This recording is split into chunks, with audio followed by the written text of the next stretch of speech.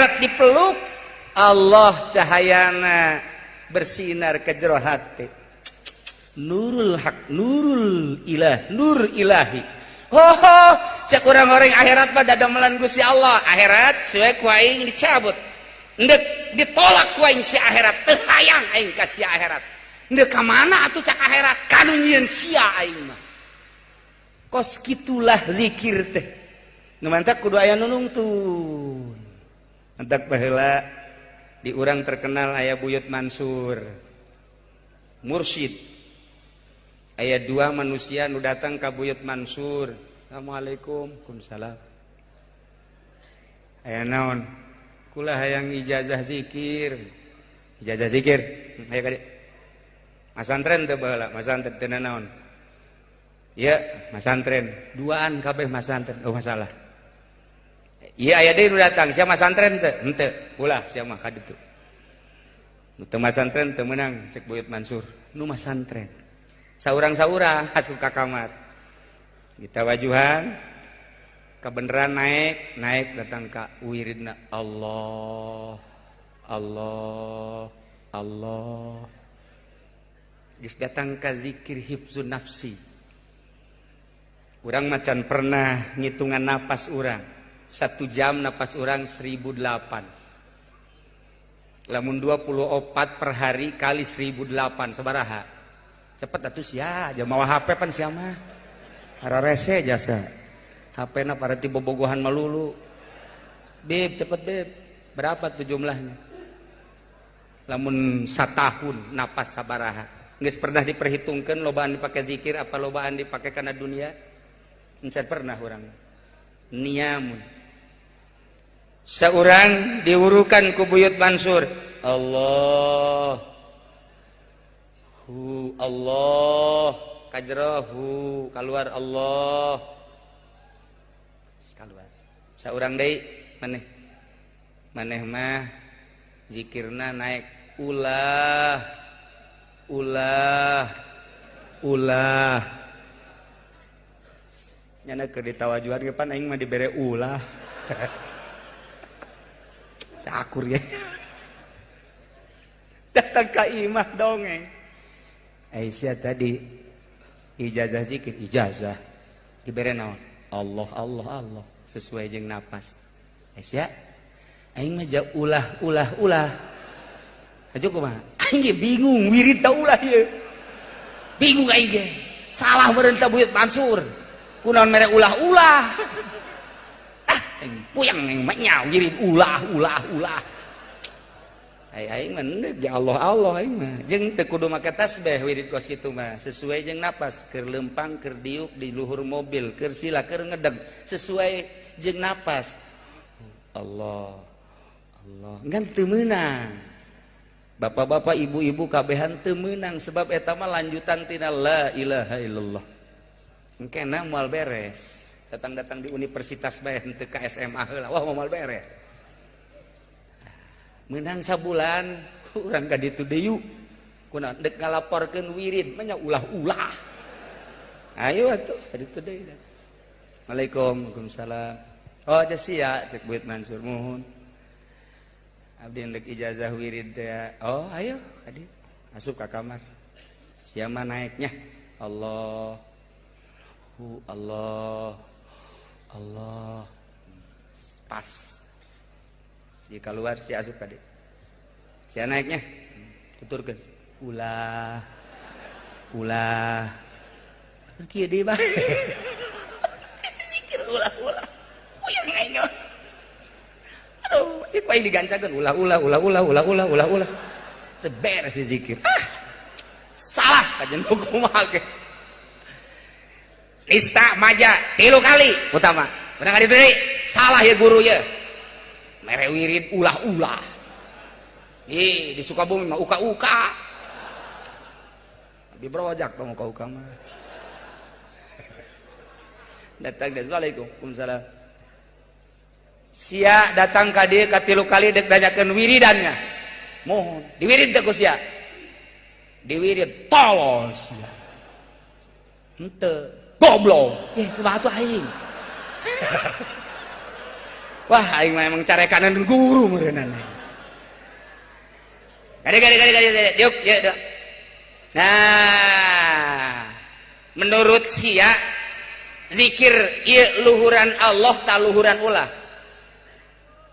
Nyangakeun sadaya-daya kumaha buyut bae.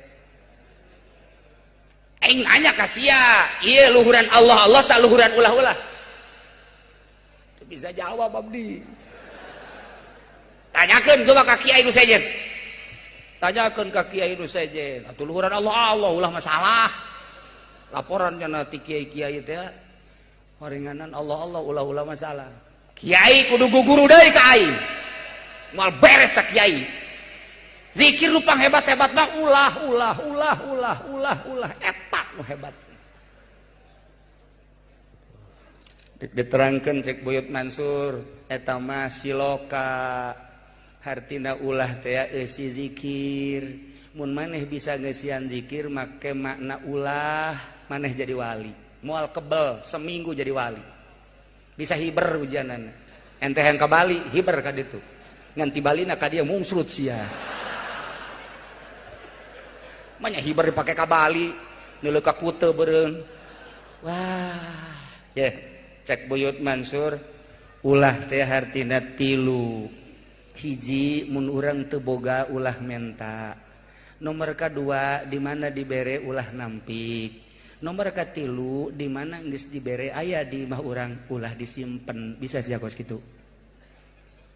Sakali deui. Lamun sia teu boga ulah menta batal sia. Mun dibere ku batur ulah nampik, tarima sebab anugerah ti Gusti Allah. Lamun geus aya ulah disimpen bikeunnan ka batur, bisa sia kitu. Popohar hese eta mah tuh. Moal aya hiji-hiji acan asal wae di dieu tah. Nah, luhuran ulah nu mantet zikir teh ya, lisan. Allah maknana ulah. Lain diwirid makna eta mah laksanakeun. Teu boga cadu kudu menta, ulah menta. Kiai nu nyieun proposal. Zaki Puyenggeun, bupati urang. Cek Zaki Puyeng katanya ini proposal kiai, kasih jasa. Neangan Cilongok eueuh cenah teh. Teu kudu make proposal, bere mah bere bae. Masalah. Iya. Cadu kudu menta, ulah menta. Nomor kedua dibere ulah nampik, tarima. Nomor katilu aya ulah disimpen bikeunan. Coba pangneangankeun saurang we kuat. Mun aya dipake jimat ku aing teh jelemet. Diminyak misikan ku aing. Dibungkus make kain putih, dibeubeurkeun ka dieu aing bisa hiber bisa. Tah, sebab lamun geus kos kitu wali ngaranna. Zikirna geus Allah. Naik ka ditu na hu. Pantak kula inget di Baghdad harita sejarah dina kitab sufi. Di Baghdad ketika tahun baru atau lebaran, raja ngundang penggede, ngundang kiai-kiai intelek, kiai-kiai anu dianggap mendukung pemerintah. Jeung kiai-kiai salaf diundang istimewa taraja. Ketika lebaran diundang kabeh. Weh, korsina ge geus aya merekan model kos kita. Kula ge murigak bulu tadi aing merekna mana ieu? Sial aya merekan.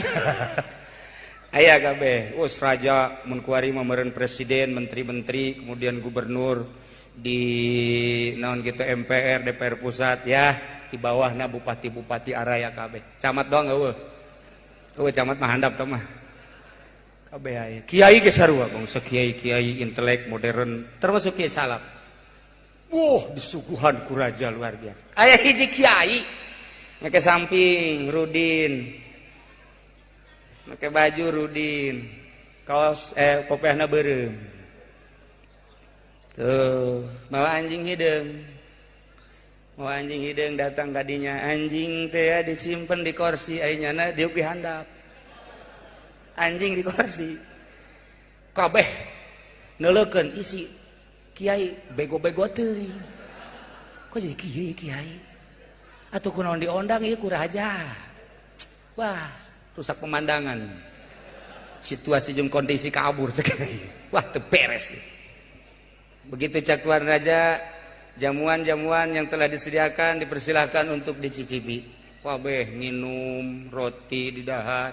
Kiai eta mah teu ngadahar rotina jeung inuman dibikeun ka anjing.